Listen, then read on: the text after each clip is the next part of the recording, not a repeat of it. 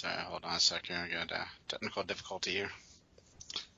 All right. Can hear it. Testing 1, 2, 3. Testing check 1, 2. Sibilance. Nobody. Anyone? What is going on here? What are you talking about? Check 1, 2. You guys good? You said you had technical difficulties. I was trying to help. No, that was with my cell phone. Not you. You're Okay. fine. Just keep moving. There's nothing to see here. Move along. Yeah. Yeah. Move along. Just keep moving along. Move along. There's nothing to see. It's all good. Oh, jeez. What the hell is that file? Where was the file now? Damn it. Dude, here's what happened. Here's where I'm at right now mentally. My work gave us these like a day pass thing for. We were able to sign up for everybody that we wanted to take with us to Six Flags. Okay. So they gave us a parking pass. They gave us passes into the park. They gave us passes for food, and they gave us like $25 Bugs Bunny money for each person that we signed up for. So I signed up for What's myself. Bugs Bunny money? It's $25 to spend on just about anything you want. No kidding. Okay, go on. So I signed myself up. I signed my wife up. I signed up my 3 kids. My wife, she ends up doing this girls' weekend out thing over at Galena, so she goes to do that. So I have her extra ticket. My oldest wants to bring a friend, for that extra ticket. Her friend bows out, so subsequently my oldest bows out. And my son, he has a baseball game in the middle of the day, so he doesn't want to go. So it's just me and my youngest. Mm-hmm. So we get there about 11 o'clock, and whenever you get in your mind, I'm just going to leave by this time or whatever, and it didn't happen because it was just like one more ride or one more whatever, and it was just kind of like I literally just got home maybe 15, 20 minutes ago. Wow. So you had a busy day. And the thing is because I had so much of that Bugs Bunny money thing, because I had $25 per ticket that I'd gotten, so that was $125 worth of Bugs Bunny money.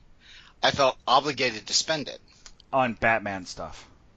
I bought like a Batman sweatshirt and a Batman t-shirt just because I could. And then I bought like fudge for the kids, that didn't go just because I could, which I would never do. Dude. That's awesome, man. So I'm like, I'm so frazzled right now. I'm sorry, I couldn't contain myself anymore.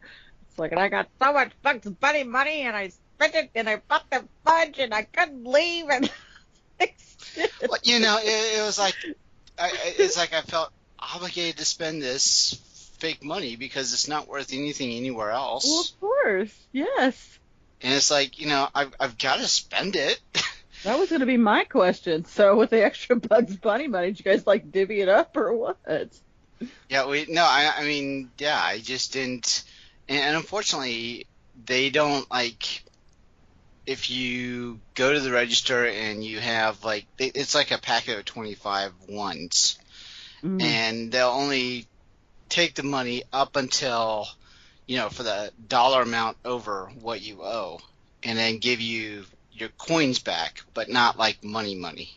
Mm-hmm. So I was kind of like, that would have been really great if I could just exchanged, the 30, 40 odd bucks that I had left that I wouldn't have bought the fudge. I would have been like, can you just exchange this for cash and I'll be on my way? I mean, they already got the money. What's the big deal, right? Right, exactly. Yeah. Somebody paid for it. Wow. So, yeah, it was a really great unexpected surprise that they did that. You know, the parking pass and the food vouchers. I mean, really, I didn't. I think maybe I spent $3 a whole day. Oh, dude, I'm going to Six Flags. That's a you can't pass that up, man. Yeah. That's good stuff. Even if you just went, I mean, Jesus. Yeah, it was a full day, and it was the first day of Fright Fest, so we got zombies running around. It was fun stuff. I totally would have gone just for the photography ops. Oh yeah, they were out in full force once it started getting dusk. Yeah.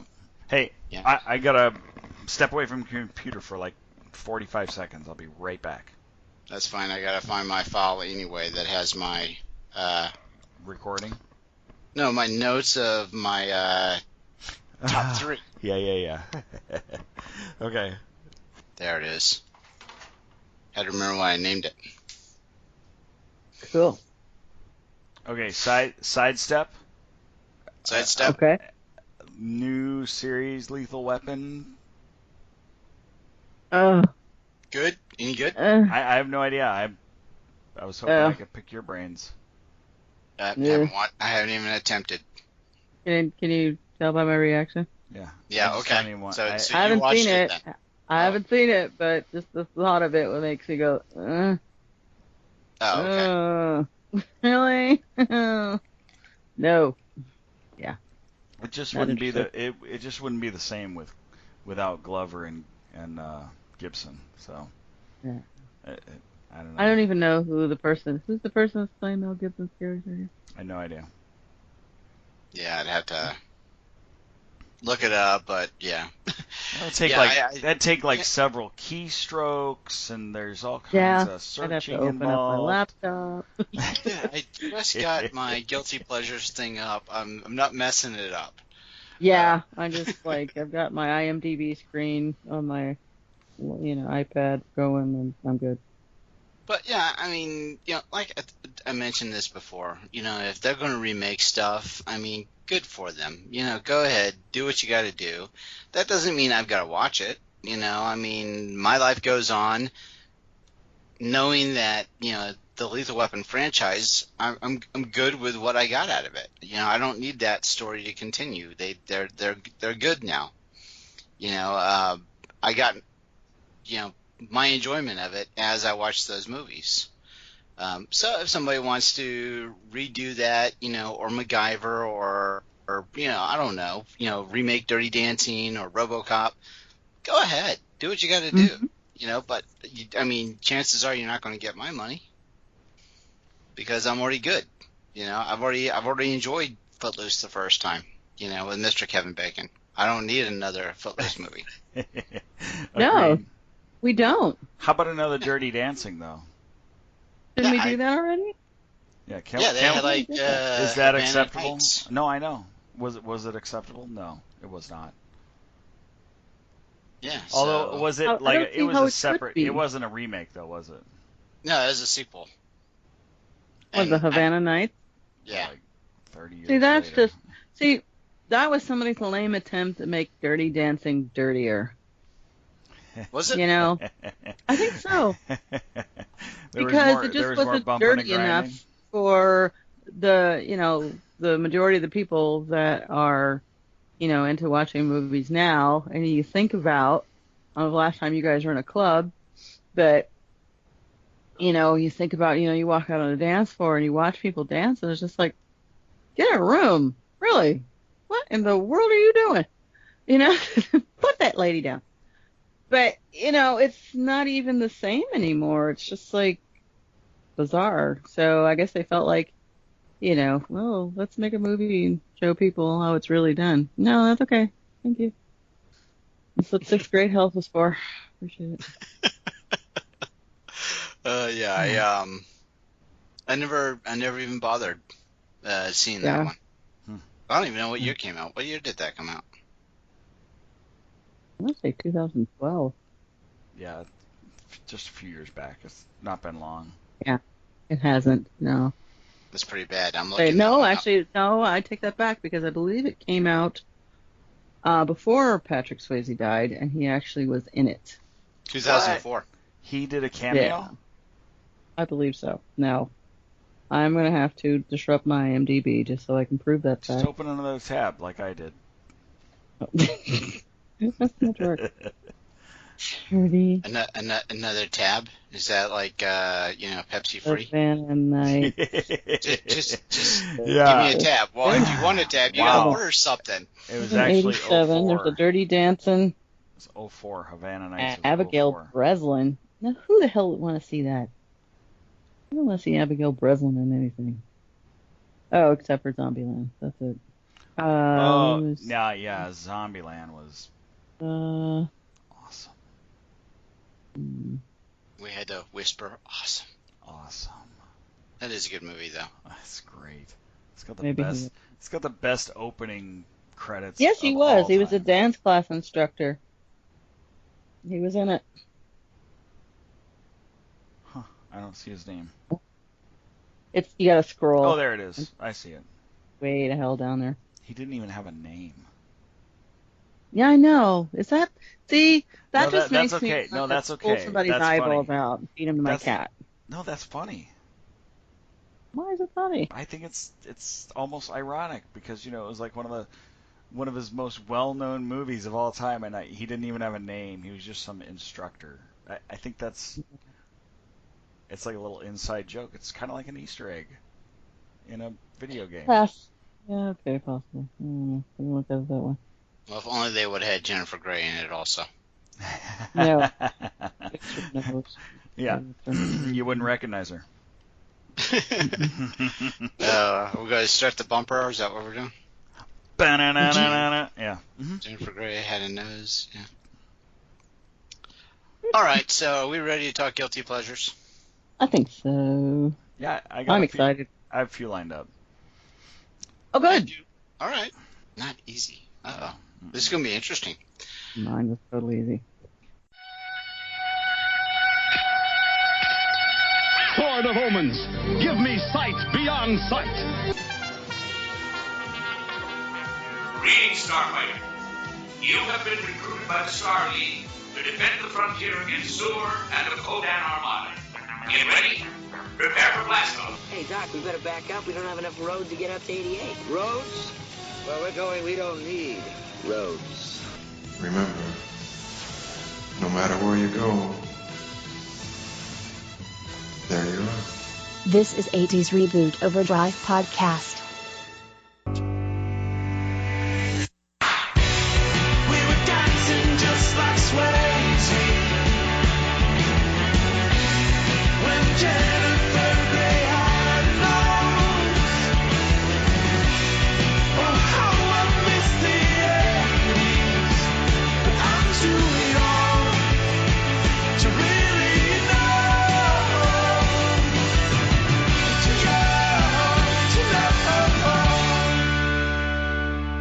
Oh my god. That is like so dated. All right, so this is 80's Reboot Overdrive, and I am Dave. Online, I've got 80's Auto Reverse Scott. Hello, everybody. It's good to be back. This is going to be a fun one. And 80's Music Girl, Rose. Hey, everybody. How's it going? We've been doing this thing with our Icon series, and we were, going through our favorite stars from the Outsiders and all that. And during all of that discussion, somewhere we came up with the idea of, what we really need to do is talk about our guilty pleasure movies. And the idea was around the guilty pleasure not necessarily being either a well-known movie, or it could be movies that we just enjoy, even though the rest of the people around us go, you like that? So, that was kind of the antithesis thought process around what I was labeling as our guilty pleasures. So what I'd asked our co-host to do is to come up with their, let's say, top 3 80s guilty pleasure movies. Once again, this could be maybe movies that aren't well known, or ones that, even if they are well known, not a lot of people would I don't know, say a lot. You might get some static, some slack for liking it. So there's a lot of those that I'm like that, that I've admitted, on the podcast, and I don't want to lump in like Valley Girl, for instance, but I remember the first time I brought that one up, that was the co-host I was on at the time that we were doing that episode. They were like, "Oh my God, you like Valley Girl?" And then they gave me a hard time about that. So that's kind of what we're talking about on this one. Let's not forget Xanadu, my friend. This is true. I had to defend Xanadu. And it's actually not on my list. Wow. So, yeah. Oh. So, I'm like I said, I'm really curious to see where the movies are going to go, and I'm really curious to find out if I'm going to know all of them. So I think we really just need to start this off. Let's go, ladies first. Rose. Yay! I love being first. So it was difficult to narrow down my list to 3, although I watched one of my favorites today, and it's like, I think it was 4. But and just gonna lay it out there that the rest of us can give you a hard time if it's an acceptable movie. That doesn't qualify as a guilty pleasure. So. Oh okay. no, that's fine. Yeah, like you can't say Breakfast Club. Right, okay. exactly. No. Right on. Because you would be scoffed at and considered a heretic.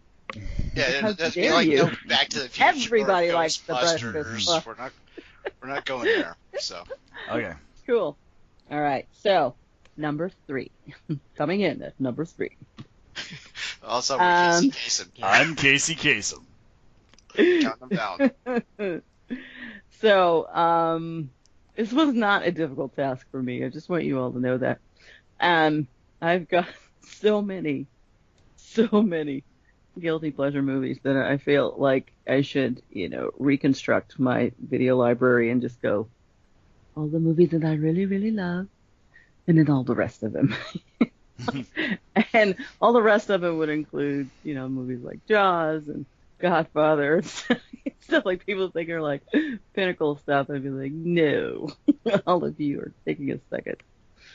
So I think I'm going to go with the one that I saw today for the first time in a while. I own it on VHS. I've never been able to find a DVD copy of this movie that I wanted to pay a lot of money for. And it was on Vudu, and I paid actual money to see it. So I was in that kind of a mood today. And if anyone has ever seen the movie, Earth Girls Are Easy. Earth Girls Are okay. I was going to ask how much. Jeff Goldblum. It was $3. Okay, so you paid $3 to watch Earth Girls Are Easy. Yes, okay. I did. Yeah. But having said that, I had a credit for $5.50. Okay. $3. See, I could have easily gone $4.99 for something else, but I wanted to see this movie. So that just goes to show you that I had like $2 left on the books, and I went, nah, don't care. I'm gonna watch this one. Now, if anyone out there is not familiar with the premise of Earth Girls Are Easy, it is a movie that was made in the 80s. Stars Gina Davis, Jeff Goldblum, Jim Carrey, Damon Wayans, Julie Brown. Not too many people know who she is. No, we're not talking about downtown Julie Brown from MTV. We're talking about a really amazing actress / singer / songwriter from the 80s. And Charles Rocket is in it. He plays Gina Davis's philandering boyfriend, fiance, and she's trying to spark something back into their relationship. So when they get married next month, it won't all be for naught. But unfortunately, things go awry, and then this alien spaceship falls out of the sky and lands at her pool. Michael McKean plays this amazing surfer pool guy who is just, the first time I saw this movie, his lines were so classic. I could not stop laughing. And it's just one of those movies that it really, and what's the word I want to use? It epitomizes the quirkiness of the 80s. The place where she works at is a nail salon slash, called Curl Up and Die. Thought that was hysterical. It was right around the era when women were all getting all those fake nails done and having designs put on them, and they were dyeing their hair all different colors, and it was just something that really brought out, a lot of the funness of the 80s back then. And then of course it's set in the valley in California, so it's like I had like a warmth in my heart for that just straight away. And it's hysterical. It's tender at some times. It's just knockdown, drag out funny. At other times, it can be serious at some moments. But it's all around. It's a good movie. It really is. And you could actually have your kids watch it if they wanted to, if they didn't get, too bored with, maybe not. I don't know. But they're singing. Julie Brown writes some really catchy tunes for the movie. Niles Rodgers produces the musical score. Julian Temple is the director. And it's just fun all around. Just, Charles Rocket is hysterical, and they have like extra not cameo appearances, but you recognize some of the alternative characters, like people that play the policeman and some of the people in the hospital, because he's a doctor. And so it's hysterical, and I love it. And I've been watching it ever since it first came out. So you know how long that is. That's 30 years now. I've been watching this movie. And wouldn't change a thing. I wouldn't change a thing. And if anybody ever wanted to remake that, I would probably be very, very upset. Because I don't think there's any way they could improve upon it. So, Dave, you want to take this one? First? Well, I'll have to admit, I actually have not seen this. Oh, really? Yeah, I've heard, that I should, but I never made time for it. It's a strange movie. I mean, it's okay. It was right when Jeff Goldblum and Gina Davis, I think they were dating or married at the time. I don't know what their status is nowadays, but they were together because that was when they're divorced now. Surprise. It was kind of right around the time when The Fly was made too. Yeah. So, but that was a strange movie. I remember seeing it once. I never watched it again. So I would qualify this as a guilty pleasure because it's a little quirky. It's a little odd. Definitely something that most people would be like, I think I remember hearing about it, but I don't remember the movie. It's been on my radar to see because of Jim Carrey. Yeah. So it's just him like and Damon Wayans. This is kind of like not coming of age, but they actually introduced them as like new actors. I know they were both in Living Color together, but to actually be in a movie together, they nailed their parts, totally nailed. There's this dance scene that Damon Wayans does with this guy in a club, and it's just perfect.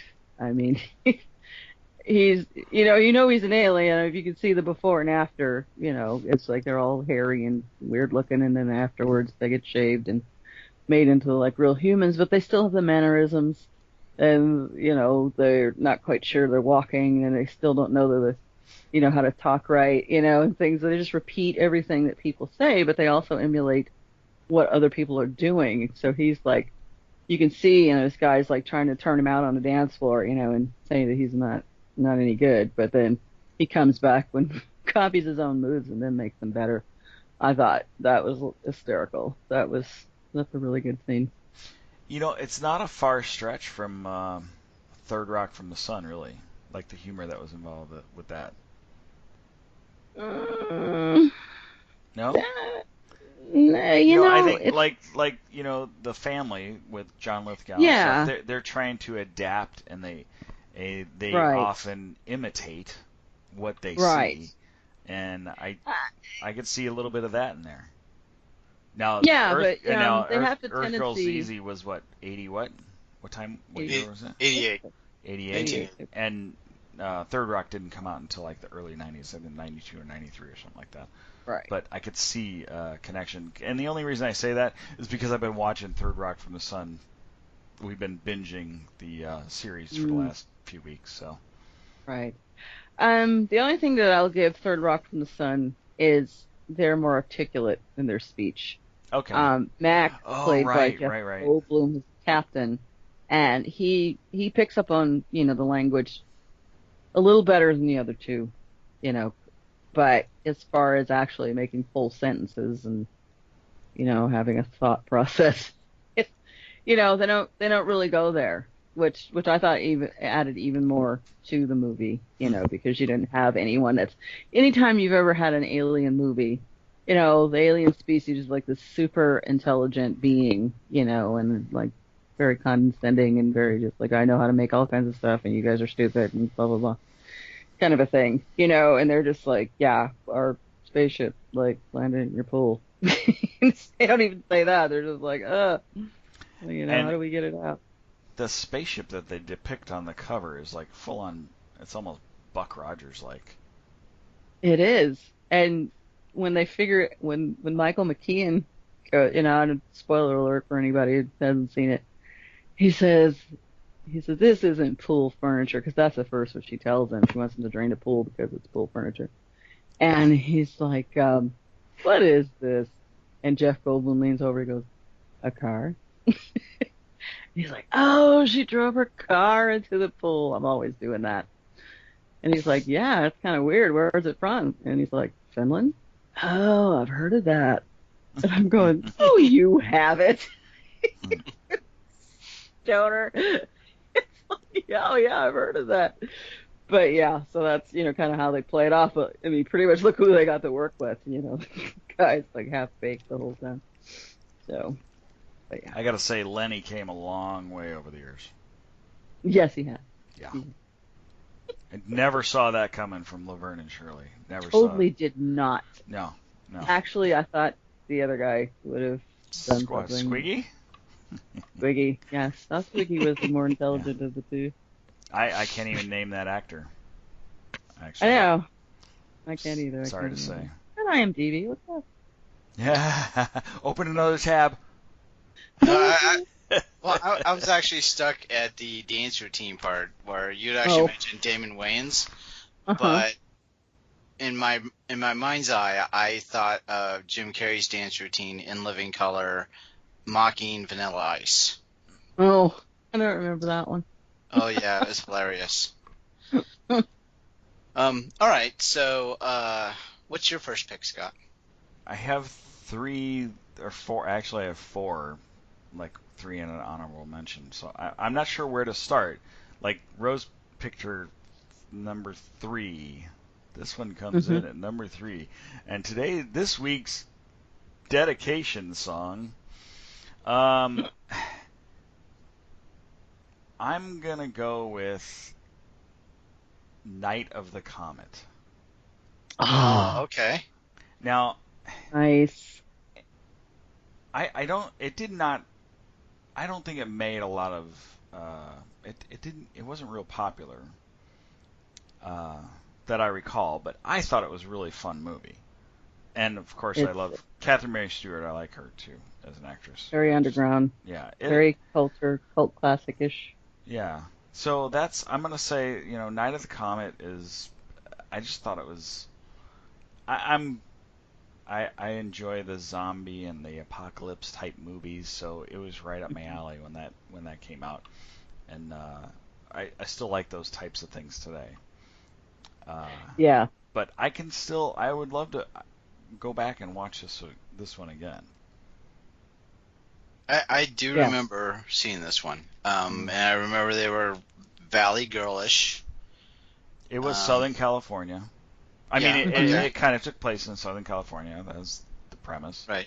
And I remember them hanging out in the mall a lot, but Mm-hmm. It was kind of the the comet had come, and then pretty much all the other inhabitants of the world or Earth, were gone, Well, and it was Yeah. just kind of them. if you weren't protected by some kind of metal encasing, like one of the girls, like it was two sisters, okay, Mhm. and it was Catherine Mary Stewart and Kelly Maroney, these two sisters, Mhm. and Samantha Kelly Maroney, she fell asleep in a shed for some reason. I can't remember why she was in the shed.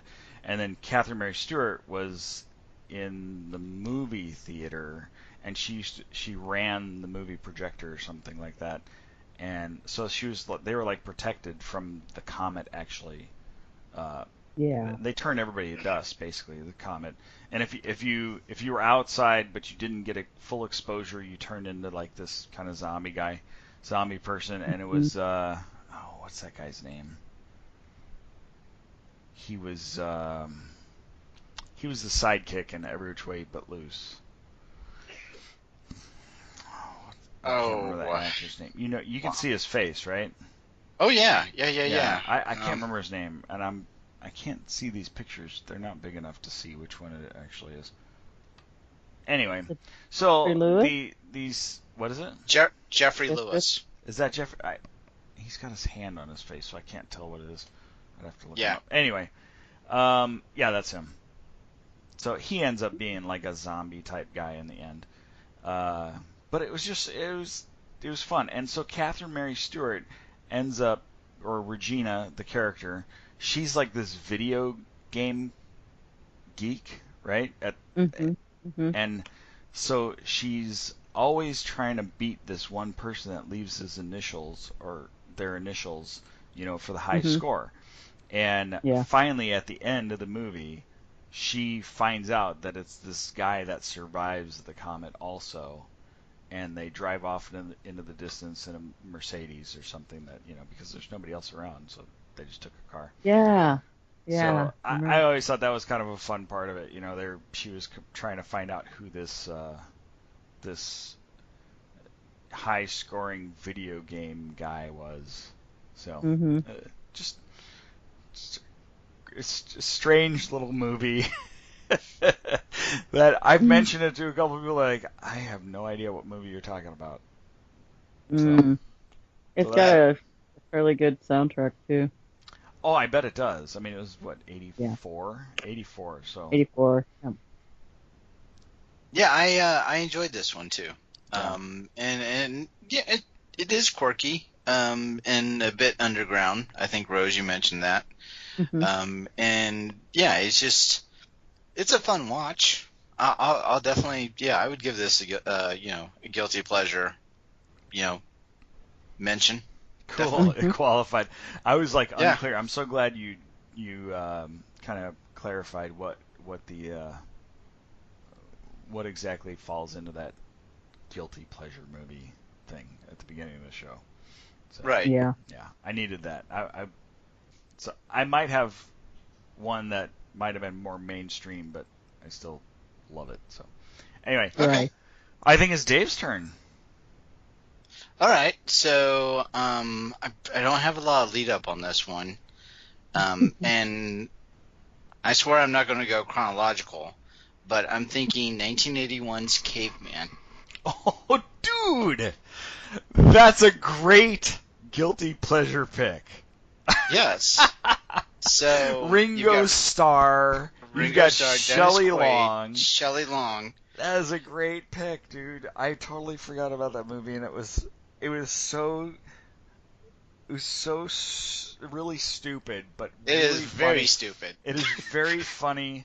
I'll never forget the scene. I'll never forget the claymation it's terrible. dinosaurs are just bizarre looking. The just everything about it. The one random guy that can actually speak proper English, where everyone else is saying stuff like zug zug and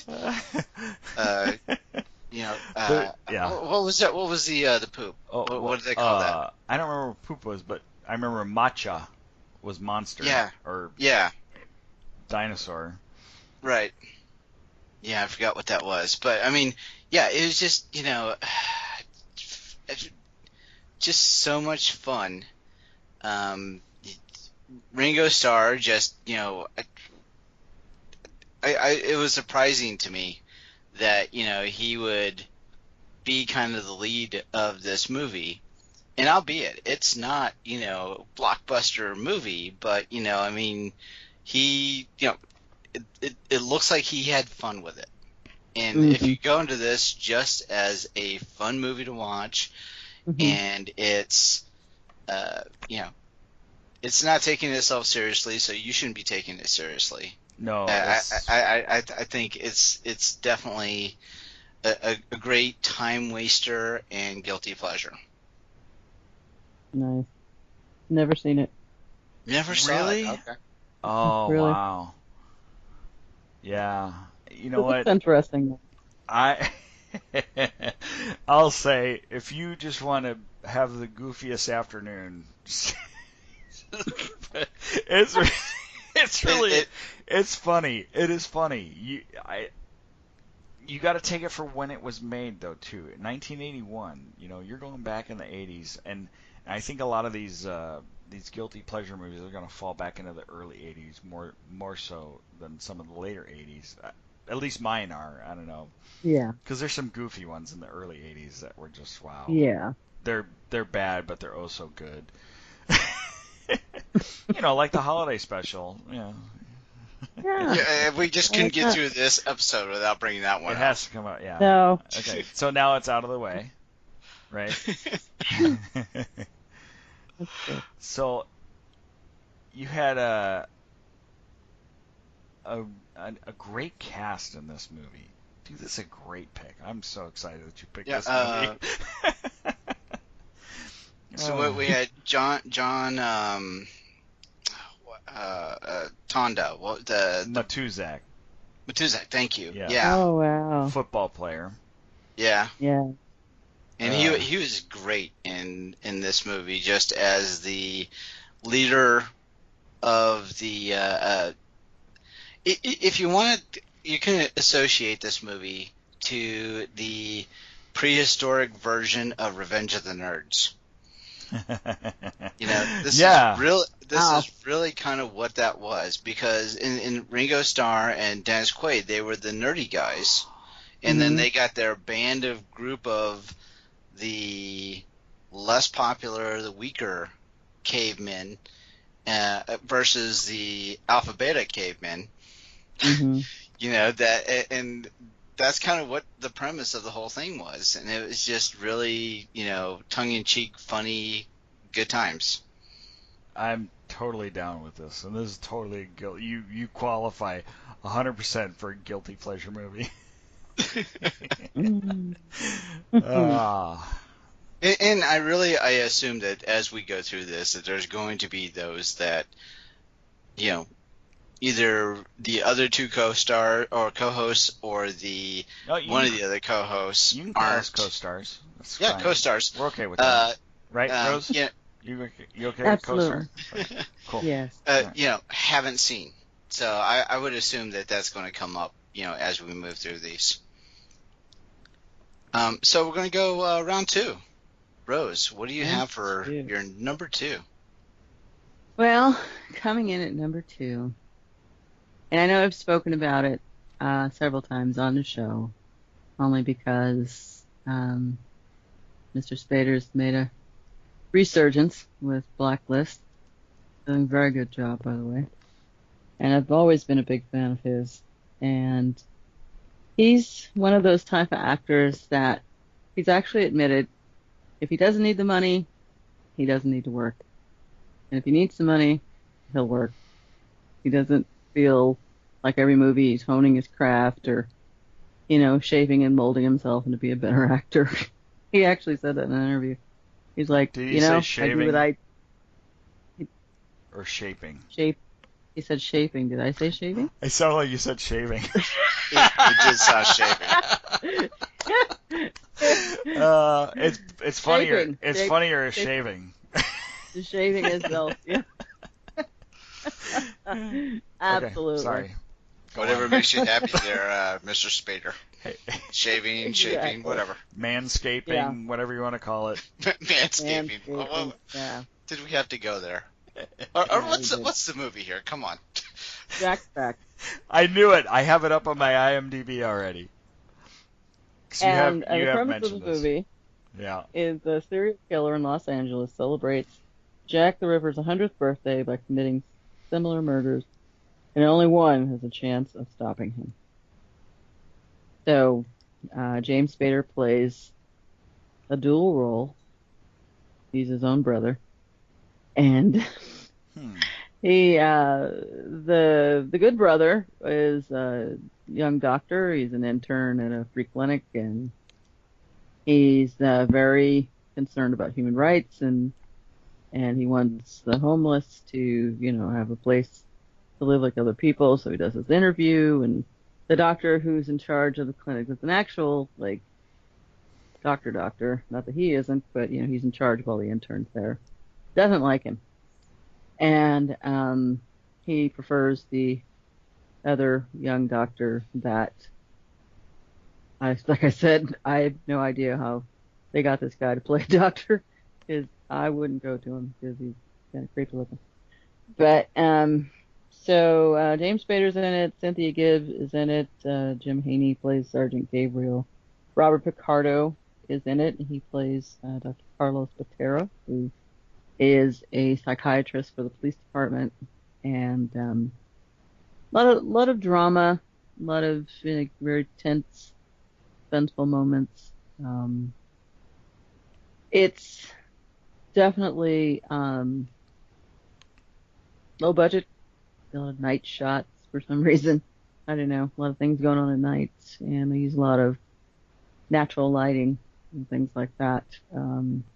Can't remember the band or the guy that sings the song, but they have a song at the beginning and the end that's called Red Harvest, and it's very haunting, so it fits the movie very well. And I honestly cannot tell you how many times I've seen this movie. Really? And yes, I own it on VHS. VHS. Yeah, I had an IMDb page up, and you want to know what it grosses? What it grossed? Sure. $492,518. How much did it cost to budget? $1 million. Mm-hmm. Oh yeah, it didn't even make it through. Yeah. Wow. They lost $500,000 on that one. Yeah, they did. So that I would definitely qualify that as a guilty pleasure if it didn't do well at all. Well, considering the only person that's watched it over and over again is Rose. Yeah. I would think more than makeup. Another $500,000. I remember the name of the movie, but I don't think I ever saw it. Yeah, me either. I'm not sure. Not even for Cynthia Gibb? Cynthia Gibb. I gotta look her up. Oh yeah, I know her. Okay, I know who she is. I didn't know her by name. Sorry. No. Totally recognize her though. Oh yeah. Well, she still is. I just haven't seen her in anything. Okay. Anyway. So now we're on the Cynthia Gibb topic now. Yeah. Okay.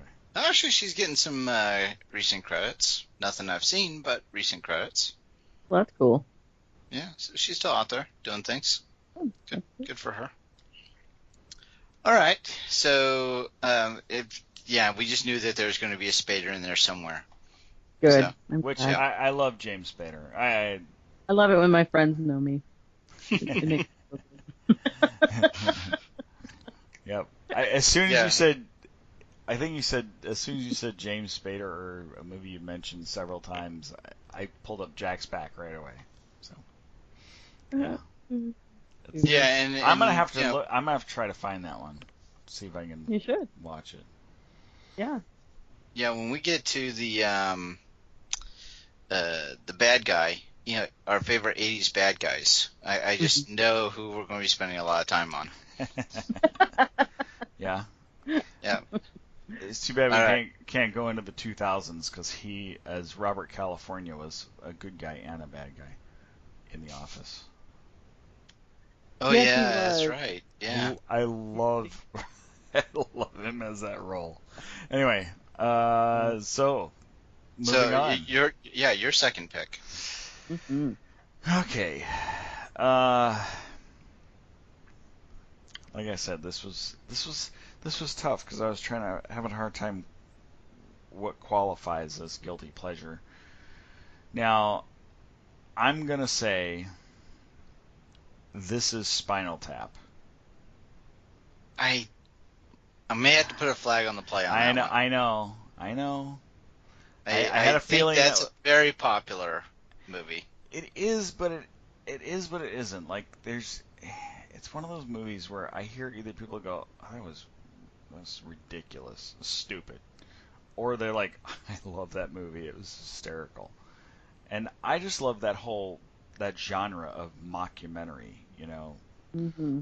that style of movie. So okay, if you want to disqualify me, that's fine. I do have a backup. Yeah, I'm thinking,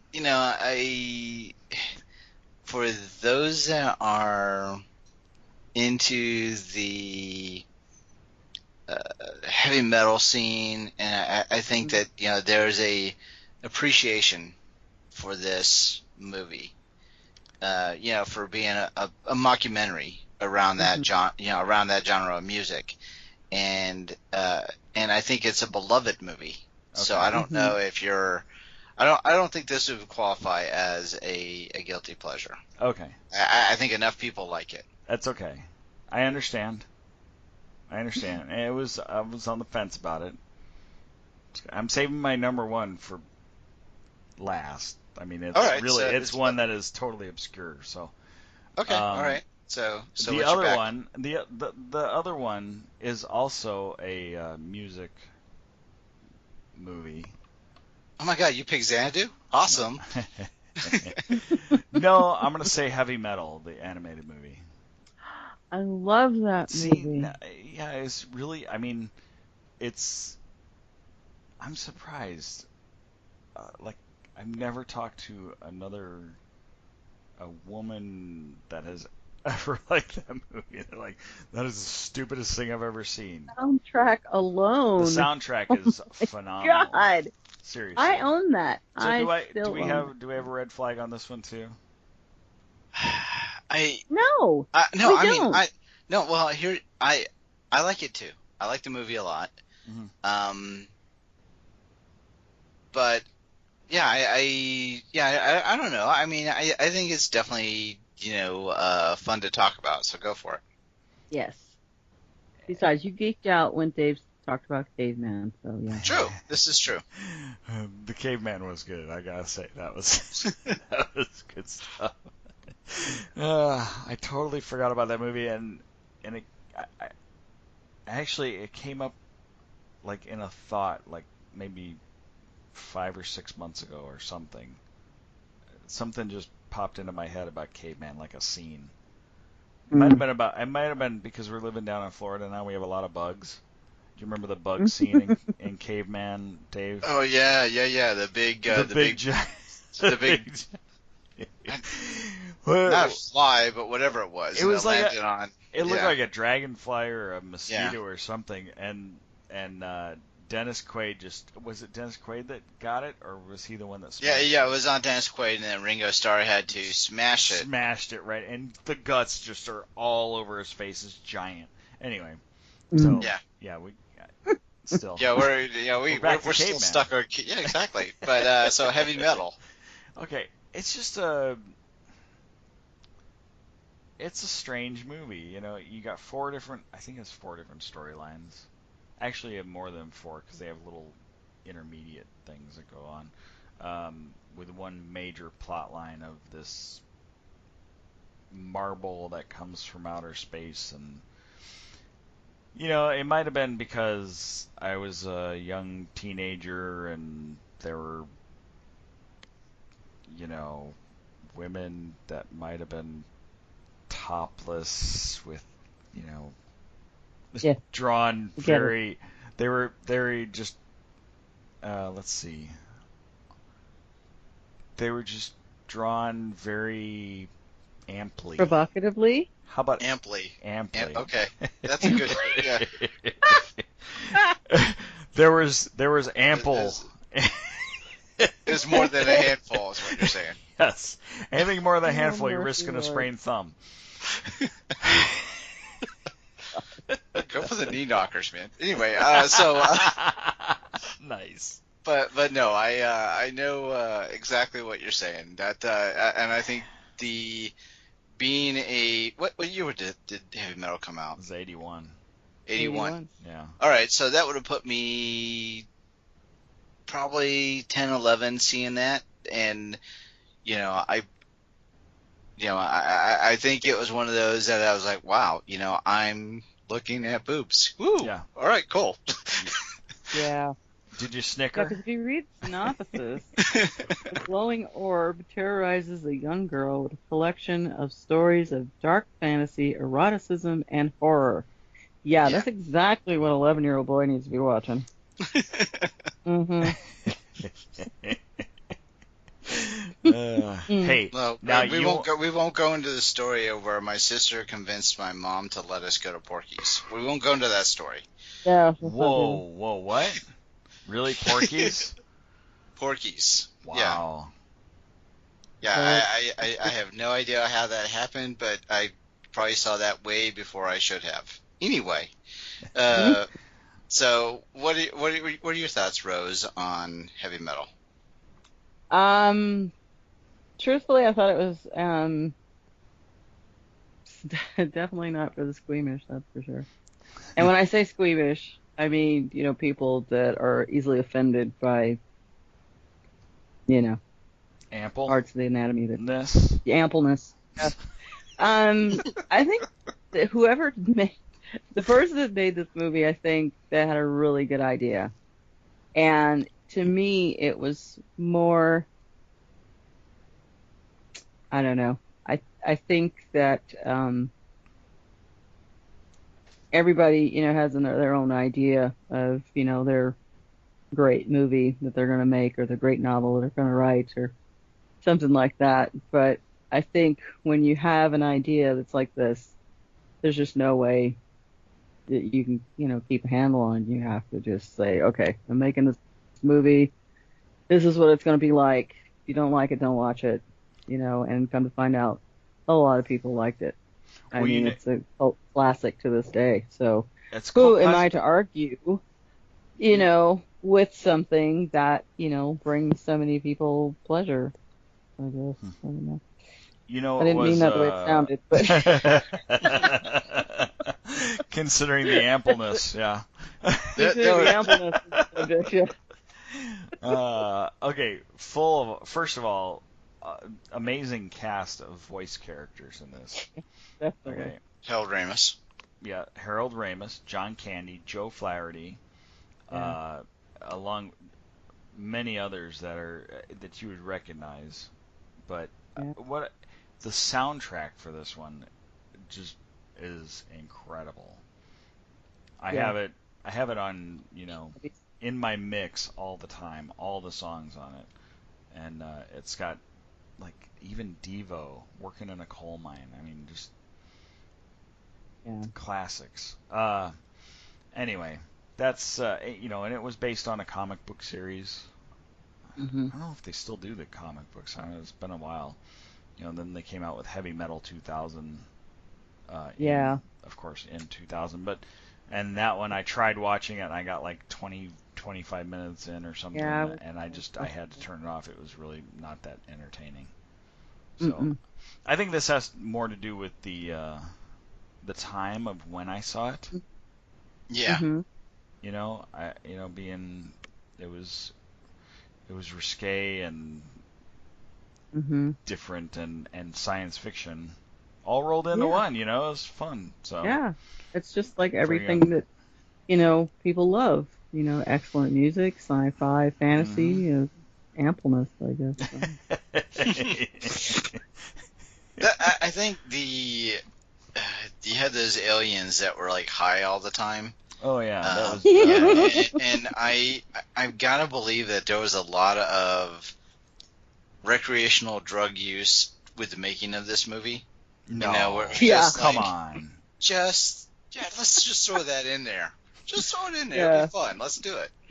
And Yeah. that's what I imagined was going on. It was like, should we do that? Yeah, let's do it. Yeah. Yeah. So, yeah, let's do it. There was no holds barred on this one. Yeah. Yeah. Definitely. Cool. Fun movie. So it actually qualified, right?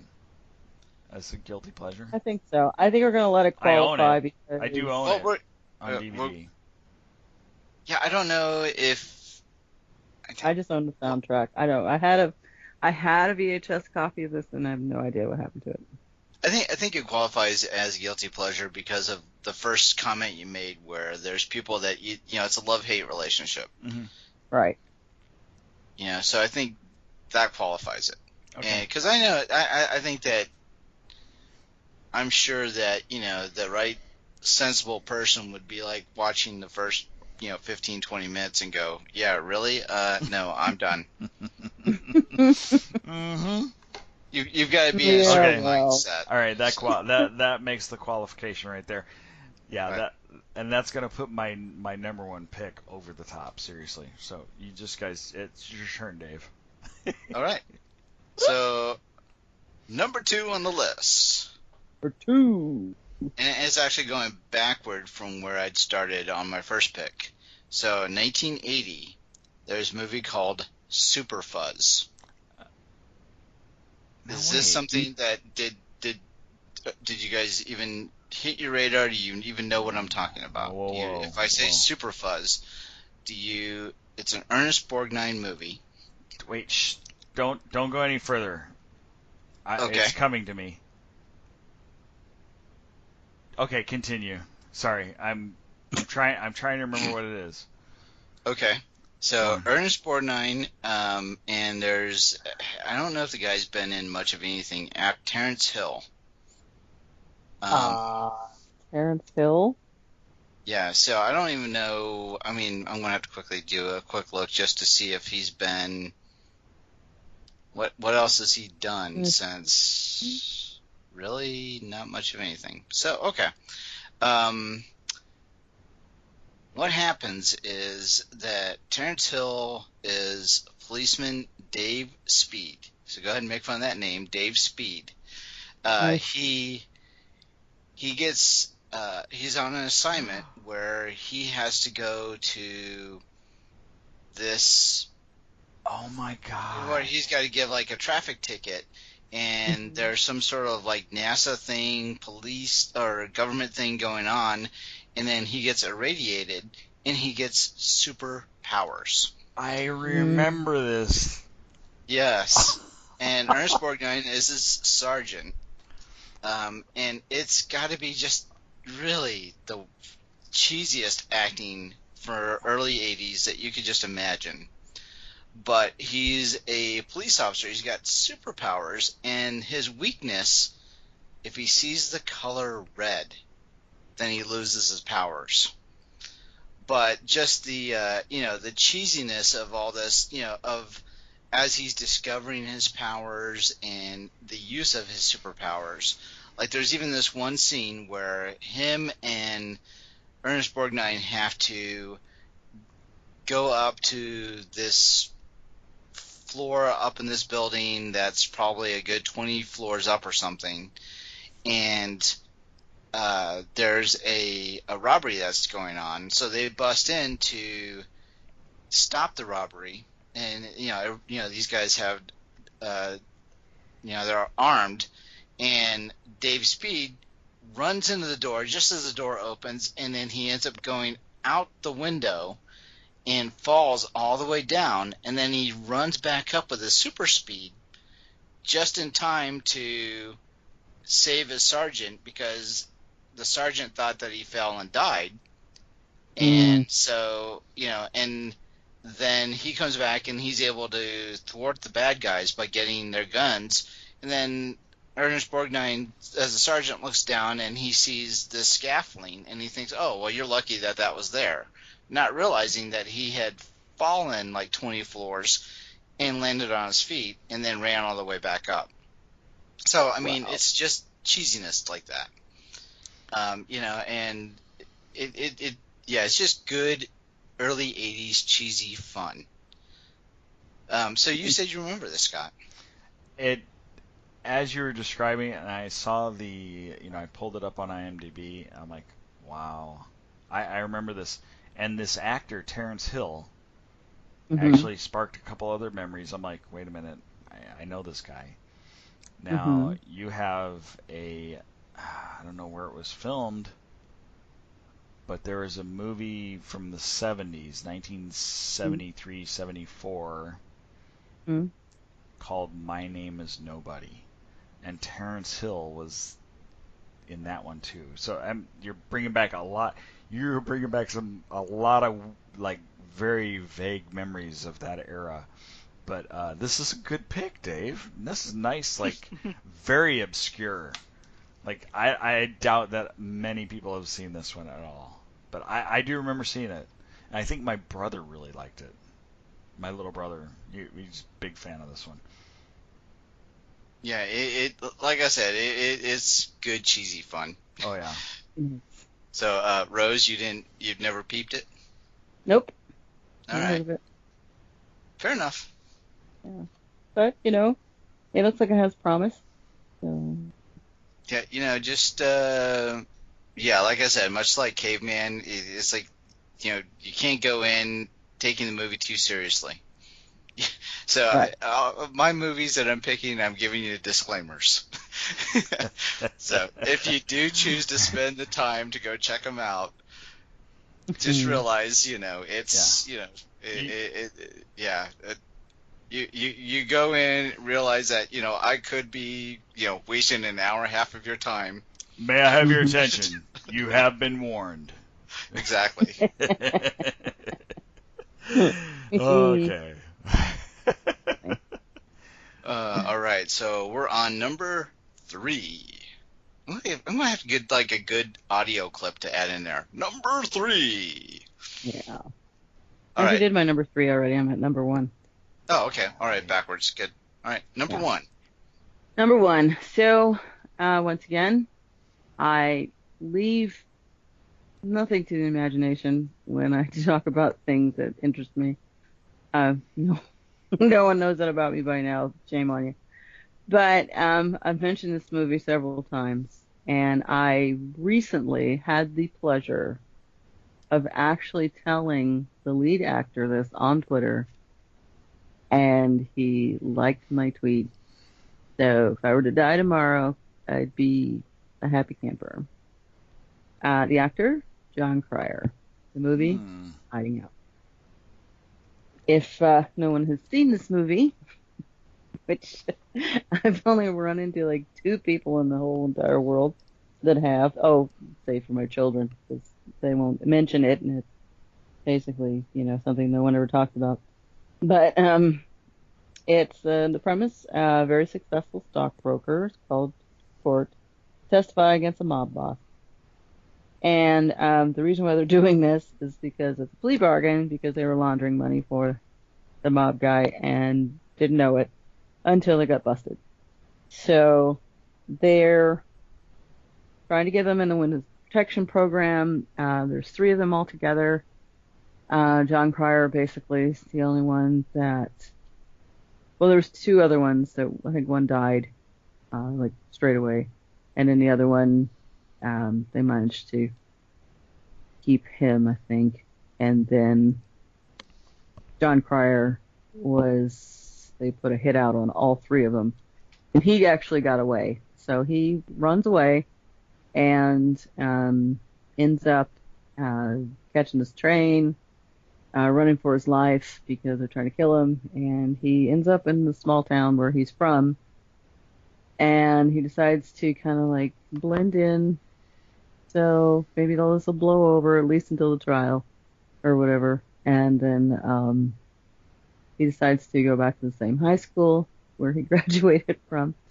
And he does a little bit of a makeover. He ditches the Armani suit and dyes his hair, puts a t-shirt on, shaves his beard off, and voila, he's a teenager again. And he meets up with his cousin, played by Keith Coogan, and they're going to school together, and of course he's done this already, so he's having like arguments with the teachers about different things that happen in history and how they're portraying it now, and he was like right there, firsthand, knowing what was going on, and of course he gets sent to the office a lot, and falls for a young girl named Ryan, played by Annabeth Gish. Of course, we all know that a 27-year-old man and a 17-year-old girl cannot have any type of relationship, and they make that perfectly clear. So they don't do anything, which is great. They do show them later on when she gets to be 18, and she's in college. But it's cute. It really is a cute movie. John Cryer does an amazing job just being weird. It's just he's good at that. He has, the believableness of, okay, I'm a 27-year-old stockbroker. Now I'm a 17-year-old high school student, kind of a thing, because he probably was around about that age when he did the movie. But just the amazing hilarity that ensues in trying to keep the persona up and not be, recognized for anything. And then, of course, they end up finding out where he was. And, that's the end of the movie pretty much. So I won't blow it for you in case you ever want to watch it. No, but why is it that I remember you talking about this on a previous episode? I'm trying to remember which episode it was. I remember this too. No, I totally remember her talking about it, and we talked a lot about the soundtrack. That you said it was one of your favorite soundtracks of all time, and that somebody gave it to you. Then that was the episode. Yes. That was the episode then. Our favorite soundtracks. Yeah, it was a birthday present. I had the soundtrack on cassette, and I lost it. It was gone, and somebody gave it a new one to you. He gave me the CD, and he thought, Michael said to give this to you. I'm thinking he's doing it as a joke. I open it up, and it's hiding out, and I just damn near choked the poor kid. I hugged him so hard. And he's like, I thought he was kidding. Oh my God, did I really do the right thing? This is so cool. I'm like, yeah, best gift ever. So, yeah. See, I don't change. Yeah. No, I remember this. I remember you talking about this one. Yeah, I remember talking about the movie. I just was trying to remember what episode that was that we were talking about it, because I know we didn't do a John Cryer icon. Yeah, so. I don't remember what it was. So it was the soundtrack. I think it was soundtracks one. Yeah. It was our favorite that was soundtracks. Our favorite soundtrack. Yeah. Okay. Fair enough. So hiding out, had you seen that one, Scott? I believe I saw it. The premise sounds familiar to me, but I don't think I watched it more than the one time when I saw it back in late 80s when it came out. Okay. So yeah, I don't have a lot of input other than that's a pretty good guilty pleasure movie. If like you said, Dave, if we really haven't seen it much, two out of three people haven't really had much input on it. So. Yeah, no, that's exactly it. I believe I probably had said that when we covered it on the soundtrack episode. Still haven't seen it, so I like the premise based on the way you describe it. So it sounds like something I would want to watch. Just once again, haven't made the time. That's quite all right. All right, so number 3 pick, Scott. Okay. I'm willing to bet that neither of you have seen this. But it stars the talented Hervé Villechaize from Fantasy Island. Tattoo. Yes, exactly. It's made by it was written by a guy named Richard Elfman, brother to Danny Elfman. Danny Elfman's brother, Richard. Yes.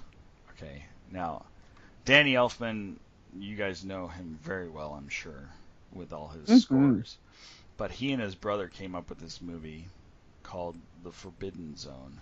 Actually, it's not The Forbidden Zone. It's just Forbidden Zone. And it is the It is the most bizarre, unusual movie that it is the top of my list of the just bizarre movies. There's nothing that even comes close to the weirdness of this movie, and I've watched it many times. Okay, even the description says bizarre.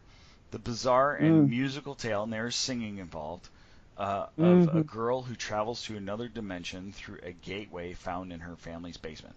Now I'm going to set it up for you. Have either of you seen this? First of all, no. Have either of you even heard of this? Oh my God, this is a wonderful movie. This is one I've watched like dozens of times. Come on! You are so full of crap. Costa, you are a liar. Queen Doris. You are a liar. This is a movie that we watch every year.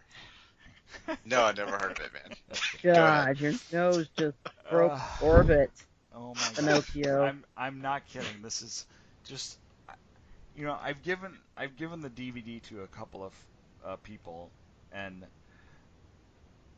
I've played it for a couple of people. Like I've had a friend and his wife over, and I put it in, and they're like 20 minutes into it, and she's like, I can't even watch this movie. It's so weird. She had to leave the room. So it's really, I think it's, I think it might be, let's just say, better for the altered mind to enjoy it maybe the first time, but I still, I still can go back and watch it. I actually own this one on DVD too, also, and they show it in two different versions. There's either a black and white version or a color version, and the black and white version is a little more artsy, I guess. But this is just, it's the special effects are really the worst that you could ever imagine. Like even the sets are like cut out of cardboard. And I think they did it intentionally. It's like cut out of cardboard and thrown against the wall. I mean, it's so bizarre. But I can't get enough of it. And a friend of mine who was a huge Oingo Boingo fan back in the day. Yeah. Danny Elfman, coming from Oingo Boingo, and actually Oingo Boingo the band performs a song in this one. Nice. And as you can tell, I'm passionate about this movie. Yeah. It's definitely a guilty pleasure because my wife says that this is the most ridiculous movie that I've ever tried to show her. Oh my gosh. Like I'm reading one of the quotes and I'm going, oh. Oh, it's weird. It is really, really weird. So that's my number one pick for a guilty pleasure. So go check it out, people. How about you just burn me a copy and send it to me? Tell you what, I don't have you to send pay money me, to you see it. send me Jack's back. I'll send you the Forbidden Zone. Okay. And we at 80's Reboot do not condone any kind of piracy or copyright infringement. No, we're just laying that out there. We're going to loan it. No, these are. It would be a gift. I would purchase the movie and send it to him. No. Exactly. That's the way we roll over here at 80's Reboot Overdrive right. Podcast. We don't make copies and send them to each other. No, this is a temporary trade. I'm going to give you the real one. Oh, okay. I see what you're saying. So it's like a library kind of thing. You'll on loan. That would be awesome. That is a brilliant idea. All right. Cut this part out because we could make money on this. Library exchange for quirky 80s movies. That's cool. So were you reading the user reviews? Is that what you said?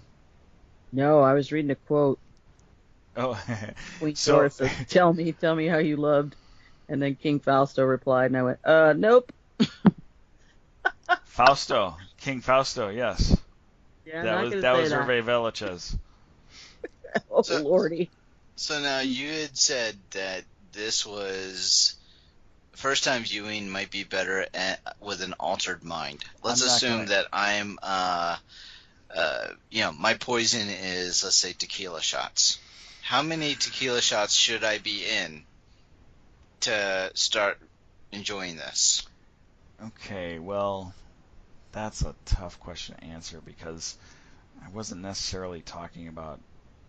Well, okay, I assumed you were going liquid or alcohol. Yeah, I assumed, right, so. Hey, look, but it was 20-something years ago. Right, I'm not condoning that, so. It was a long time ago. Wow. So, maybe 3 shots in then. Okay, yeah. Well, you're starting to have you're a little looser. You definitely have you're letting go of your inhibitions, and you're like, all right. You definitely have to have an open mind going into this movie. What was the rating on this? Well, the user review gave it 10 stars. The one that I'm reading, it says good, weird, fun. Rated R. Yeah. Oh, is it? Okay. Yeah, rated R. You're right. Based on You're right. You're talking about that kind of rate. Yes, there are. There's yeah. There's 1980 for that to be a rated R, it was rated X. No, actually, I wouldn't. I don't know. No, there was a few topless scenes, and there was some. Ampleness. Oh yeah, a little bit of ampleness maybe. Not. I don't know. It wasn't that bad, but I mean, there's a few parts. I mean, nothing more than what you didn't. You saw that in a lot of movies, though. It was not. This is true. It was not over the top. It's just so freaking weird. It's so weird. But I love weirdness. I like it being that bizarre that people are like stunned by it. Yeah. That it's that weird. Yeah. Yeah. So that's it. I like how people felt the first time maybe when they watched Rocky Horror Picture Show. Okay. Because that was weird. Yeah. Yeah. That qualifies as weird. Definitely does. So I lost my. Where was the? I had this page. I had a page up that gave a review. Oh, a review. Not. It was just like some user review. And, here it is. Oh. I missed it. Good, weird, fun. It says. I don't know who. Louisa Hughes. Just about the strangest thing I've ever seen. This cult classic puts the Rocky Horror Picture Show to shame, if you ask me. Danny Elfman and the Mystic Knights of the Oingo Boingo, which is what the actual Oingo Boingo band name was back then. Yeah. They perform in it, and it says, I'm certain that the Forbidden Zone isn't for everyone, but its loopy, nutty humor will appeal to some folks, especially fans of Boingo. And I am a fan of Oingo Boingo, so that kind of it helped me in that sense, Yeah. So it just is so bizarre. Yeah. Total guilty pleasure on that one. So, I've neither never one seen of you have seen it, so you can't say anything about it. Yeah. No. I've got nothing on it. It never even knew it existed before this conversation. Okay. So. Let me ask you, have I piqued your interest? Yes. Okay. Yes. Just based on your awesome taste in cinematic movies. Okay. Of course, I'm bringing up the holiday special again. Right, of course. I'm just wondering, in comparison, where this one would fall to that. So that's where my mind's at right now. Okay. Because I mean, I've got to say the holiday special is bad, dude. It's bad. But for would this be worse or would this be better? I'm curious based on that. I would say that this is something that you might come across at like an indie film festival. Okay. Does that make sense? Yeah. Is that, Yeah. Oh, absolutely. you know, I mean, just so far, far, far out there. It's much further than a galaxy far, far away. Let's just say that. Wow. Or the planet That's pretty Kashyyyk. far. That's pretty far. Just by some of the pictures, I just got this Doctor Who vibe going. Dude, you know what? It might have a little bit of a feel for that. Yeah, I could see that. Yeah. So campy. You throw that in there. Did you say campy? I did. Oh, it doesn't get any campier. So glad to hear that. Yeah. All right. I'm going to. I need your addresses. Seriously, I'm not going to fall back on this. I'm going to expose you to the wonder of Forbidden Zone. Man. One way or another. Yeah, we can make this. I'm a little worried that You're gonna find us. You're gonna get us. No. One way. We are going to have a chain on this one. I'm going to send it to Rose, and Rose, you can. And if you don't think you're going to watch it, like if you watch like 20 minutes of it, and you think you need to send it on, just send it on to Dave, and then just give it 20 minutes. That's all I ask. And you'll give me the world? If you can, if you can make it past the 20 minutes, you'll be like sucked in. Well, honey, if I'm drinking, I'm gonna make it past. Okay. All right. Yeah. Yeah. Have a drink beforehand. Yeah. Absolutely. And in your hand. Beforehand and in your hand. Yeah. So is that a deal? Can I send it to you? Sure. Okay. I'm going to. Good. I might have to watch it first before I send it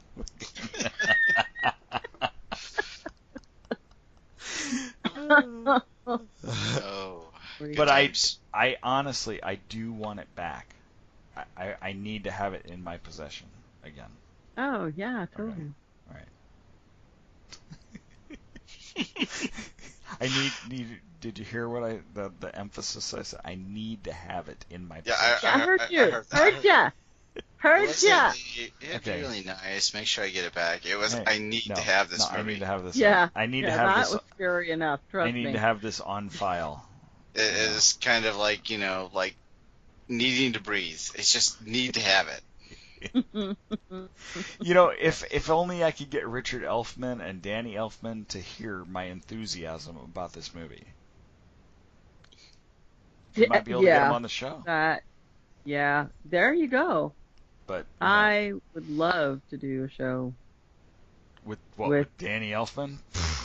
Absolutely. Shoot, we could talk all day about Danny Elfman, especially with his influence with all of his not soundtracks, but scores, musical scores. Oh.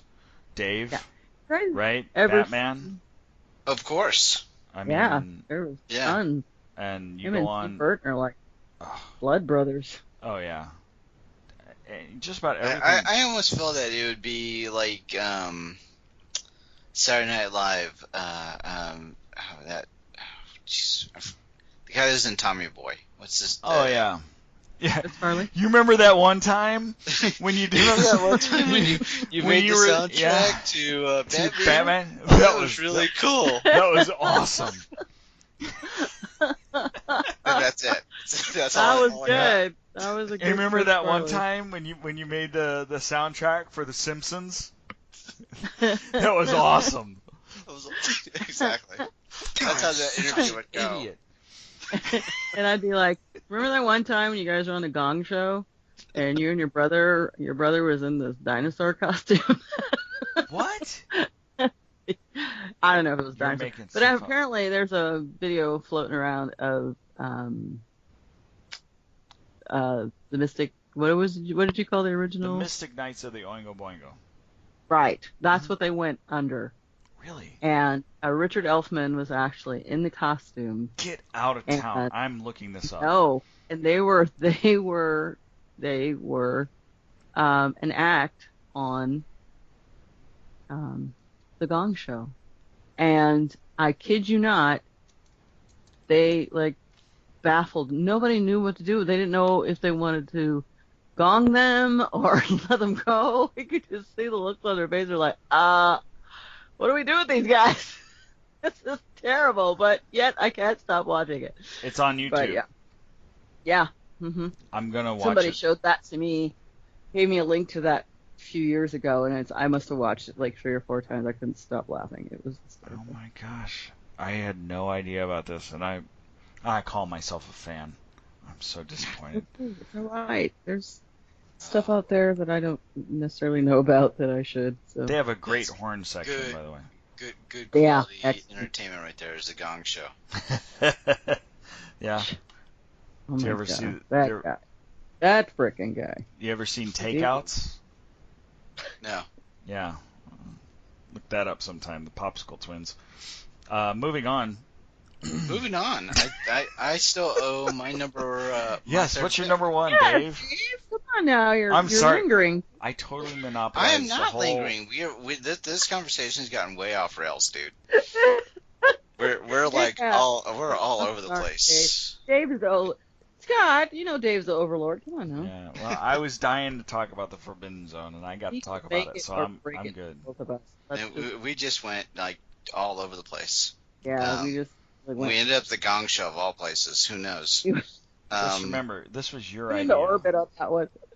No, I know. This was, my show concept. So I asked for this, I guess. Yeah. All right. Talk about guilty pleasures. Okay. Jeez. You have yours. This one should be obvious. Oh. Howard the Duck? Yes. Howard something? Oh, you just made my cat freak out when I said that. Howard the Duck, and he went, Rawr! Wow. Even he doesn't. Even your cat doesn't like it. Yeah.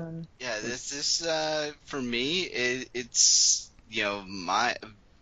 I don't know what it is, but I love this movie, and I know that a lot of people hate it. And Ed Gale was awesome. Leah Thompson, awesome. Tim Robbins, that might be the, he tried too hard, I think, to be comedy relief in it. But if you get around that, you've got, a quack fu master, in Cleveland. I mean, it doesn't get any better than that for guilty pleasure. So this one is definitely my cat's meow for the guilty pleasureness.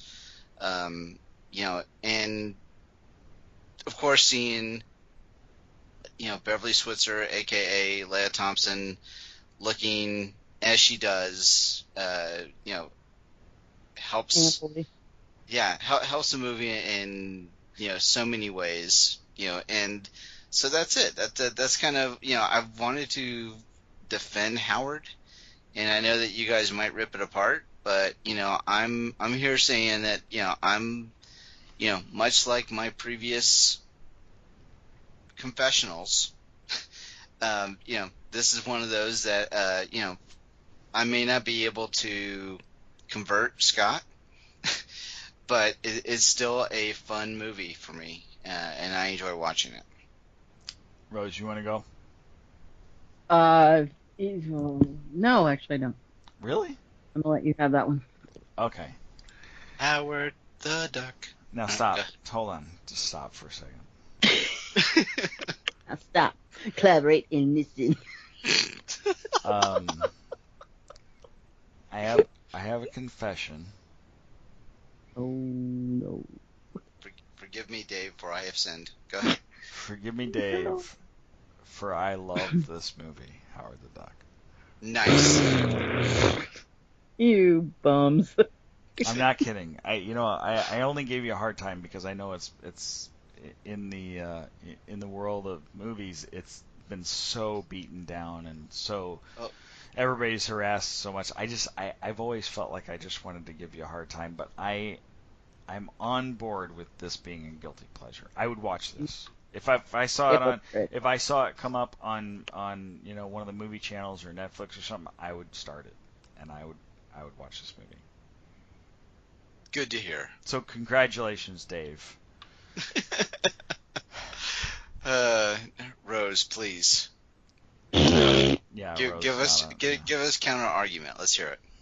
Counter argument, really? Yeah. Where do I begin, Andy Williams? Gosh, the fact that there's no such thing as a humanoid duck. Okay, for one. This is science Leia fiction. Thompson is like hot as all world. get out. Don't stop me! Don't you stop me! I'm on a roll. Sorry. The fact that Leia Thompson is like hot as all get out and she falls for a duck, I'm sorry. That's wrong. That's a little just weird. wrong right there. A little odd. That's full on bizarreness. I don't think it needs to really get any worse. If anyone were ever to make a remake of it, I'd be like, please, would you? And then this time, make him like 6 inches taller and, put some black people in it. I don't know. There's no hope for this movie. I'm serious. I can't even do that. No. Y'all want to collaborate and, that's fine. Y'all love you some Howard the Duck, okay? I love Leia Thompson for who she is. She's an amazing actress, and that's it. I was not a 12-year-old boy when this movie came out, and it does nothing for me. Sorry. All right. Well, I was 15, but nonetheless. Mm-hmm. Yeah, okay, he came from Duck World. So, that's just, the humanoid aspect of him, then that's the reason why he's, able to walk and talk. I mean, I'm sure you don't have issue with Goofy, but nonetheless, you're going to pick on Howard. So I don't know, but, Let's not forget about Daffy. Okay, yeah. Let's have all, the anamorphisms that we can think about with, animation and things like that. I even said the word right.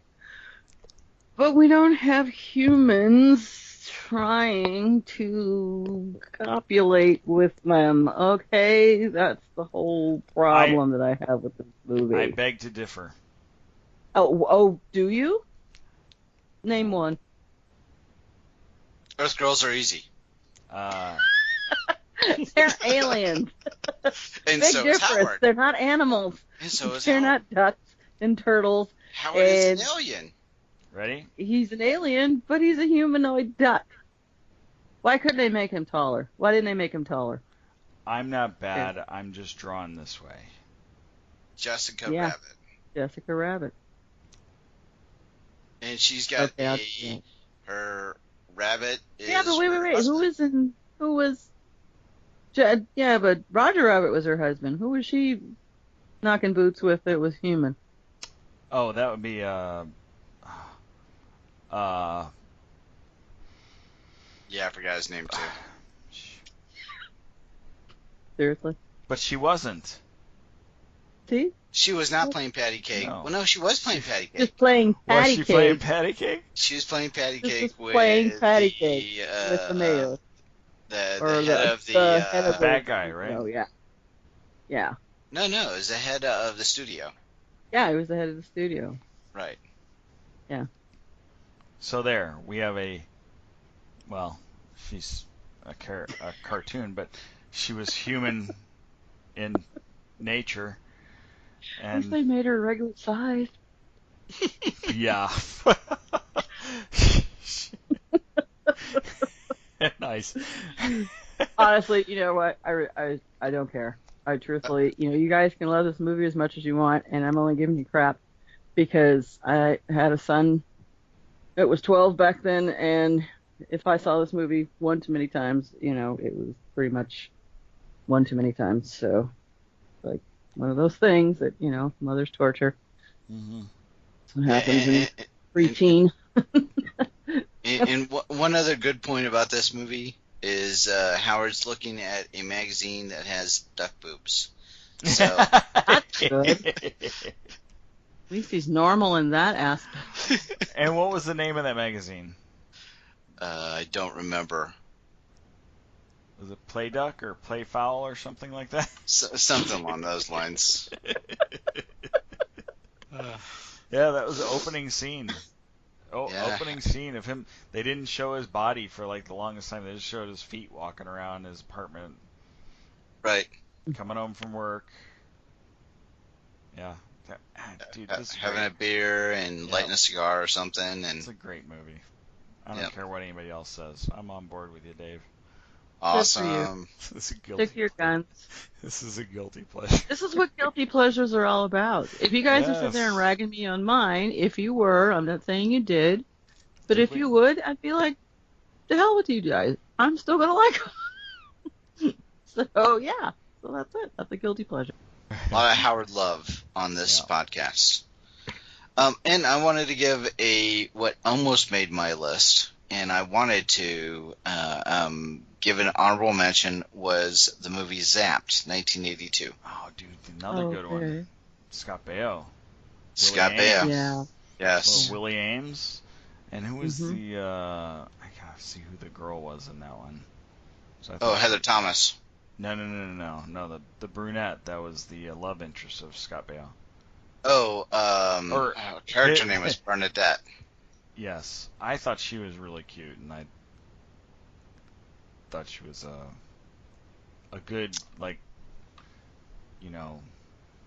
girl next door kind of thing. Well, she was, she's, the geek too. She had the big glasses and stuff. So, actress Felice Charter. I don't know if I'm saying that name right. Before we wrap things up, did you guys have an honorable mention? No. Go ahead. No, go ahead. No, I don't. I couldn't come up with anything. Although Roger Rabbit, now that I think about it, would be a pretty good one. but go ahead. I was just gonna say Mannequin. I don't know if I would call that guilty pleasure or not. Really? I would, probably, for the fact that there's portions of that movie that I don't like. Really? The police officer or the security guard. The one that was from Police Academy. I don't like his parts of that movie. I don't think he's the bumbling buffoon security guard. Well, he does that well with Police Academy movies. But he's not an idiot. He's just somebody that's trying to manipulate the system. But in Mannequin, he just plays dumb, and he's not believable as dumb to me. Yeah. So that's my problem with that movie. But everything else about it, I'm a fan. Yeah. I love Hollywood, man. He's funny. I know.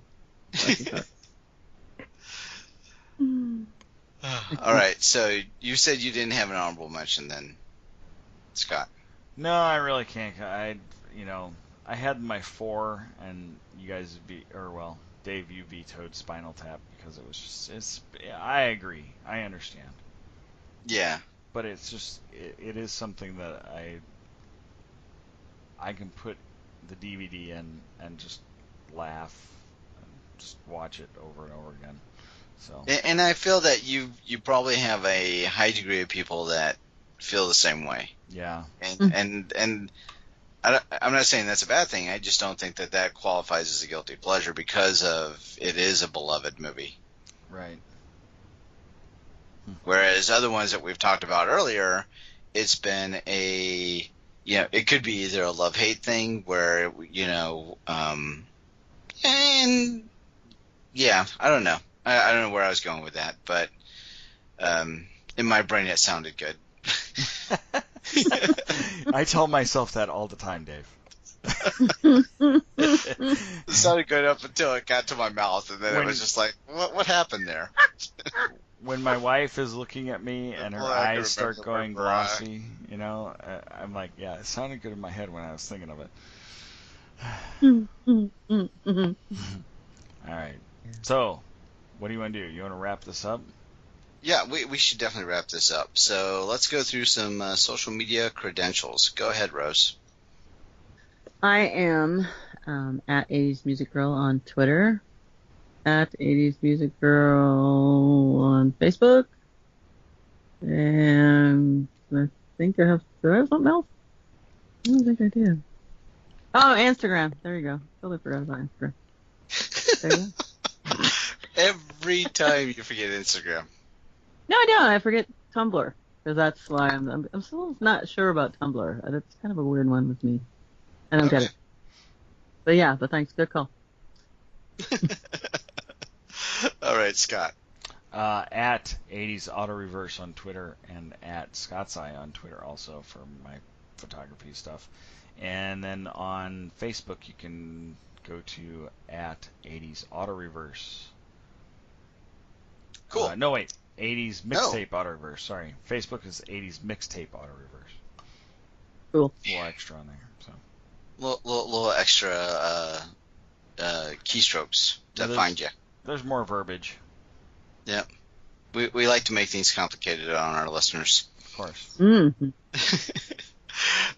So I'm Dave. I take care of our 80s Reboot accounts. So Twitter is at 80s Reboot. We're on Tumblr, which is 80sreboot.tumblr.com. We do have a blog also, and that's southgatemediagroup.com/80srebootblog, which I'm hoping that Rose will be able to start updating here very shortly. And if you want to get a hold of us via email, that's 80sreboot@gmail.com. And the last thing I want you to do is go out there to iTunes and give us a rating and review. And, give us, 10,000 stars because you love us. Mm-hmm. And, some wonderful, great comments. Talk about all the fantastic movies that we just talked about that you love also. We'd love to, hear that in the comments or via email. And, if you do go out there and watch something like The Forbidden Zone, then send your hate mail to Scott.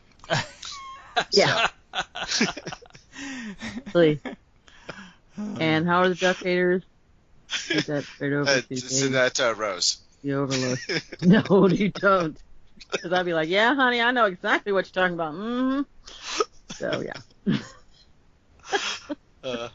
All right, so with all of that, we appreciate you reliving the 80s with us, and have a good night.